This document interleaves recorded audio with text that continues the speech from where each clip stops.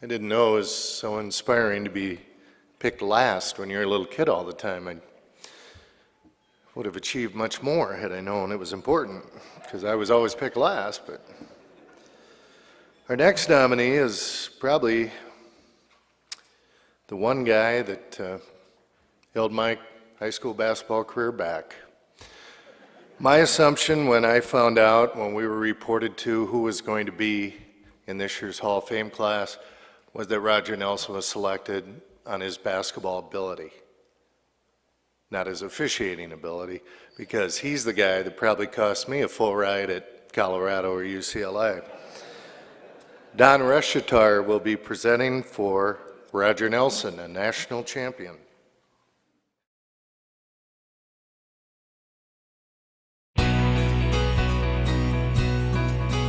Roger Nelson.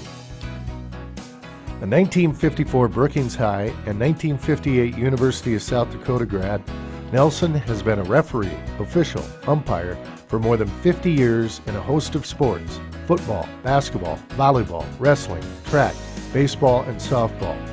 He was an outstanding athlete and coach as well.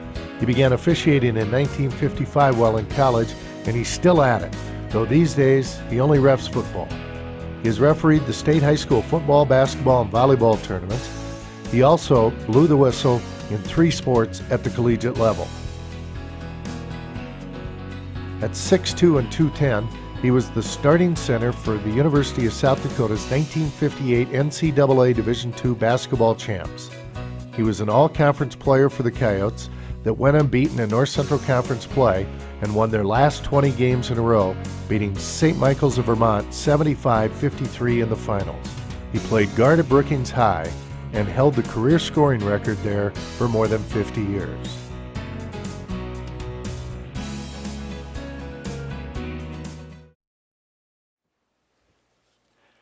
Ruth, the person that is succeeding you is not here tonight, is she? Don't? I'm gonna. We have named the lady that is going to take Ruth, it has taken Ruth's job. Her name is RJ. Ruth Jr. No, it's really Joel Ock from Mental, but we have nicknamed her RJ. Ruth and I started, of course, girls basketball together. I may have beat her one year, I just can't remember, but I was at Canova first, and then, of course, I've known Ruth a long time. I was born in Arlington, home of that other guy, like his name Andrew Jeske, and of course I've known him for a long time. I then moved to Brookings when I was a 3rd grader, and didn't know anything about football, basketball. I knew a little bit about softball. And believe it or not, my teammate from the 3rd grade on, and I mean on, Bob Fishback is here tonight, and we have played all through grade school, high school, and senior games together. So we've been going at it for a long time together. When I moved to town, you didn't have any place in Brookings to play, so the barn, or the old State College field house, had locks on it, but they were skeleton key locks. So, you know, you could pick up a skeleton key any place, and we could get in there and play basketball, and that's how I first really learned anything about basketball, using the skeleton key to get into the barn. My coaches were, in junior high, were Dolan, Lefty Johnson, Coach White in high school, and of course Dwayne Clodfelder in college. I want to tell just a little bit about some things that some of you people did not experience. Like when I was in the, and the people won't believe me unless you're older than I am, that when there was a timeout or a quarter in basketball, timeout called or the quarter break, the players didn't come over and talk to the coaches. They had a little cart with 4 roller skating wheels on, and it had little water bottles in there and a couple towels, and they'd shove that out on the floor out to the free throw line where the players would drink a little water and have a wipe with a towel. And now some people won't believe me, but it really was true. I remember seeing it. And then the narrow lane, that's why it was called the key, because it came around and went narrow. And it had an H on one side and a V on the other. And on a free throw, when you're shooting a free throw, the home team stood on the H and the visiting team stood on the V. And that was a pretty good advantage for the person shooting the free throw if the ball bounced to his teammate and he could just lay it back in. In fact, we got beat a game like that. Then I remember I was about a 7th or 8th grader, and Yankton came to town, and they dimmed the lights. And we were playing in a little gym at that time downtown in Brookings, and they dimmed the lights. And their uniforms were sort of a pink color, but when they dimmed the lights, they glowed in the dark. And that's true. They glowed in the dark. And one other one I got to tell, and it's in a book back there I have laying there, have it open. In 1953 or 2, one of those years, the Aberdeen Golden Eagles came to Brookings to play, and we were out on the floor first, and here they come running out, and they had capes on. Yes, capes. They're running, no arms. They just had capes. You know, you just kind of looked at them, and sure enough, they had slices in the capes, and then they could warm up. And they still have that uniform up in Aberdeen, I was told the other day. But there's a picture of them back there. So those are 4 kind of odd things that were in basketball. When I was a freshman, football, now I don't know, this coach White of mine, he used me for a little of everything. I played end and fullback as a freshman. I went home that summer, and he hands me a football, and he says, "You're going to play center next year." You know, center in football, you know, you just never wanted to be a center. You wanted to be an end or a quarterback or a halfback or something. And so I did. I went home, and I had a brother, older brother, and so I practiced centering to him, you know, either under for the quarterback or long center for the punt and extra points. And sure enough, that's what I did. I come back and I started as a sophomore at center and middle linebacker, and had a great year, really a lot of fun. Well, now I go home this next school year, and he sends the football home with me, and he says, "Raj, you're going to be the quarterback next year." You know, going from center to quarterback. Okay, so I still had my brother around, and I threw some passes and things like that, and we had an undefeated season of me playing quarterback. We tied one game, 14-14, with Washington High, the last game of the year, which Rex Sweat tells me that he come over and he saw it. Of course, Rex is a lot younger than I am. A lot grayer, but he's a lot younger. And it was a fun game. It was held on Halloween night, but okay, that was my. I had a fullback, 145 pounds. I had a halfback, 140, and I had another halfback at 155. We were really big, you know, in those days. I was a 185-pound quarterback, so I was about the biggest guy in the team. We had a couple guys at 200 pounds, but it was a great year. Then my senior year, Bob and I didn't have a very good year. Weren't too many back, and we won't even talk about it. We just played that year. Basketball, I came out, of course, B team for the first 3 or 4 games, and then the coach moved me up to the A team, and I played guard in basketball. And you'll find out why I just said I played guard in basketball in high school. And I was 6'3", 6'2 and a half. And I started a few games as a freshman, but then the next year I started again at guard, and we won the state tournament. On the 13th game of the year, on the 13th day, Friday, we played Watertown. We were undefeated. 13th game, Friday the 13th, and we played Watertown. We got beat in triple overtime. And the last two are sudden death. First team to score 2 consecutive points wins. We had 4 players left on the floor in the third overtime. They called 77 fouls in that game, 77 fouls. Yeah, I was the first one to foul out, I'm sure. And that was the only game we lost that year.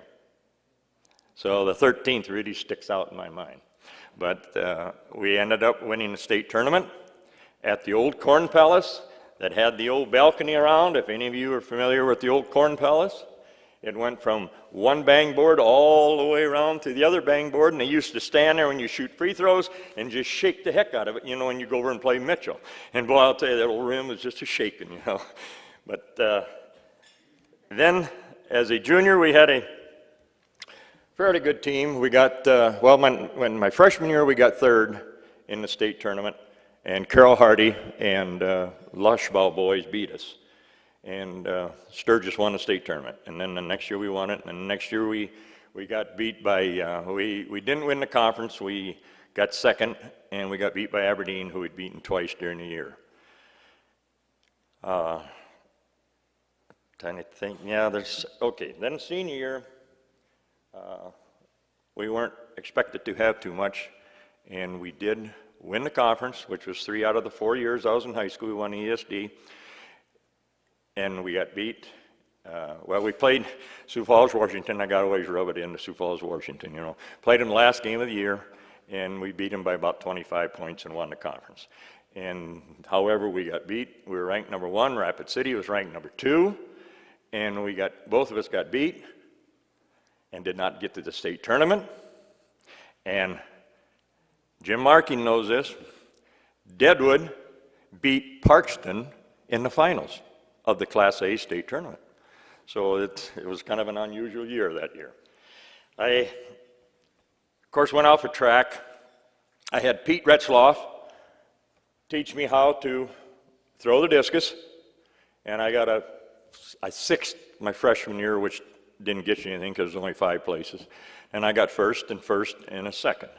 And believe it or not, the ESD conference track meet was held a week after the state A meet, or the state track meets, held 1 week later.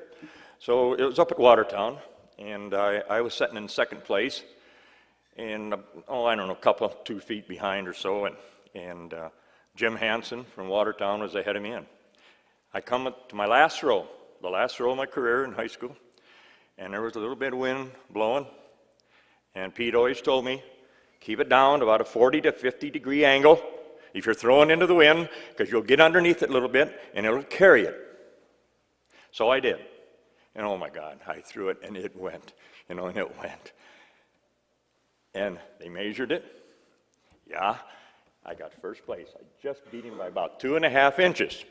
And I threw it, 145 feet. That's all you had to throw it in those days. Compared to now, you know, it's 160, 70, 80 just to get to the state track meet. So things have changed an awful lot in basketball, track, and so on. And I just got to mention this. 5 years ago, I was in S-Line at a auction, and there were some old Argus leaders. And so I'm paging through there and just see, you know, back, and sure enough, there was an Argus leader, 1954, and I open up the sport page, and it has on there, Nelson wins ESD discus, best throw in the state. That was the best throw, and I didn't know it. 50 years later, I found out that that was the best throw in the state, Class A or B, at only 145 feet. So I couldn't stay to be there, and I happened to know this one person. I said, "Did you buy that for me?" So I could have that, and it just surprised me. I played baseball, and of course, catcher is the place nobody wanted to be. And I wasn't a very good baseball player, but I liked to catch. I only batted about 100 or 150, but if you're a catcher, you get to play all the time. So I was a catcher, and I played Junior Legion for 4 years. Then I Now remember, I played guard all through high school. Now I go to college at the University of South Dakota. Freshmen could play only freshman basketball, and there's a picture back there of a guy from Myrtle, a guy from Brookings, a guy from Rapid City, and two black brothers from Brooklyn, New York. And on that team, that was our starting five when we were freshmen. On our freshman team, we went 16-1. And 4 years later, that was the starting five on a national basketball championship team. The very same five. And I'd say it's never been done, where you start down there as freshmen. Yeah, we didn't always start after that, but we ended up starting the same starting five when we were seniors in college. Started every game. The year before, we beat Wisconsin, University of Wisconsin, to start the season. And that was one big feather in our hat. And then, of course, the next year was winning the national championship. But I played forward, not guard anymore, and I played center my senior year. So football, I had a lot of different positions. Basketball, I had a lot of different positions. It was fun. You got to play.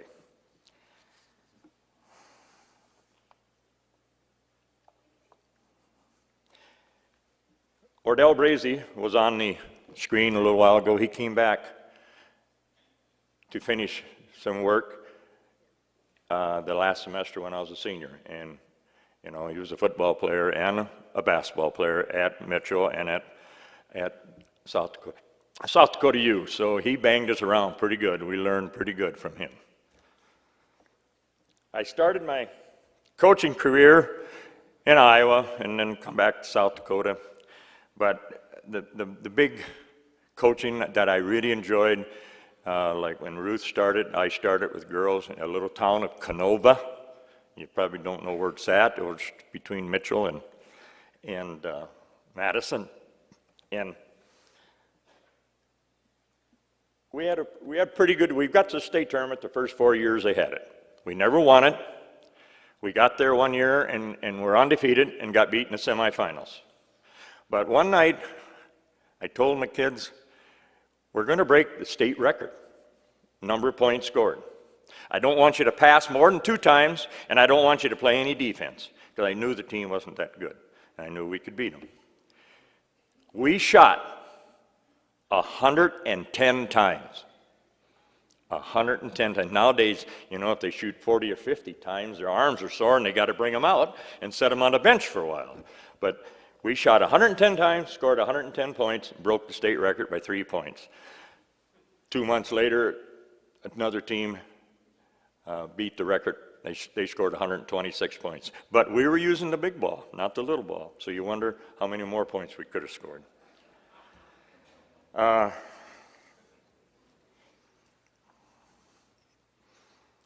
Then I got into refereeing. Well, I got into refereeing when I was a freshman in college. And then I got into more because I didn't coach anymore after that at 4 years or 5 years at Canova. I have reffed with 2 of my sons, and just this past winter I refereed an amateur basketball game with my grandson, and I really enjoyed that. I've refereed 26 amateur basketball state tournaments, and you want to ref some basketball, you referee some amateur basketball and you see what it's really like. I refereed, and just the other day I was in Fishback's Bank in Brookings, and some guy come up to me and come over and he says, "You're Roger Nelson?" I says, "Yeah." He says, "You're a referee?" And I says, "Yeah." He says, "Well, I'm from Lake Andes," and he shook hands. And I says, "I suppose you played in that game." "Yeah," he said, "I did. 5 overtimes." So I had a 5 overtime district game one time in Lake Andes, and I also had one in college at Dakota Wesleyan, 5 overtimes. I got out of the gym at 11 o'clock at night, and for you referees, you know how that is. And Ruth, just a couple little things on refereeing. We refereed at Alpena one night, and I had a game also one afternoon. I had a game that night in Hills, Minnesota. And when we got to Hills, Minnesota, they were playing a football game. They were playing the national anthem. So we'd get out of our car, we run out in the field, flip the coin, and start the game. But we got there a little late.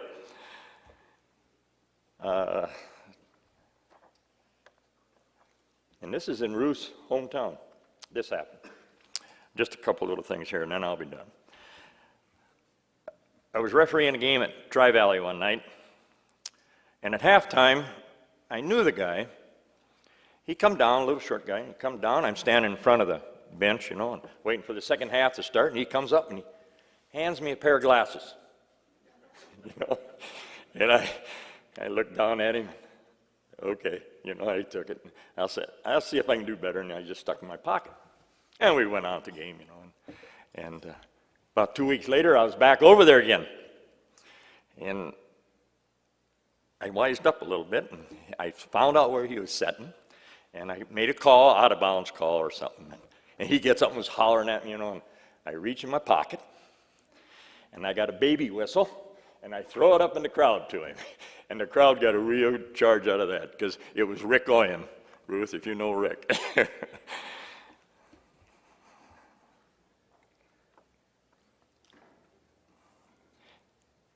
And then I have kept on playing basketball in senior games, 3-on-3 half court.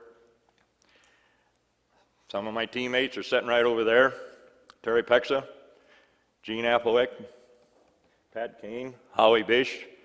We went to Louisville 2 years ago and didn't quite. We got in the top 16, I think it was, or 8, whatever it was. But there's a picture back there, and I went with Ken Hyde, South Dakota State, Del Eisenbraun, South Dakota State, myself at the U, and you know, you can get along. You can get along if you really want to, especially when you get older. Right, Jim Markin? Jim was my teacher, what do you call it, teacher, when he was going to college to learn how to be a teacher, you know, in the 8th grade. So I've known Jim Markin for a long time. And we have dinner, Bob Fishback and I and Jim Markin have dinner just about every Wednesday out of the year, together at a cafe. Thank you, Betty. Thank you.